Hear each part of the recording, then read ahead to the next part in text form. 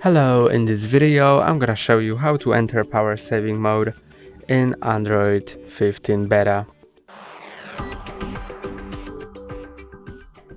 To enter power saving mode, slide down from the top of your screen, then slide down again, and if you can find a battery saver here, then click on it.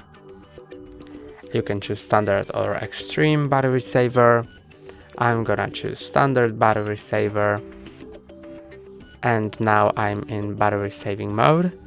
And if you can't find it here, you can click on edit icon to add a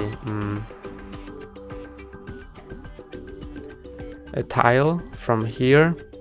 You can just drag tiles up and then they will appear in this menu.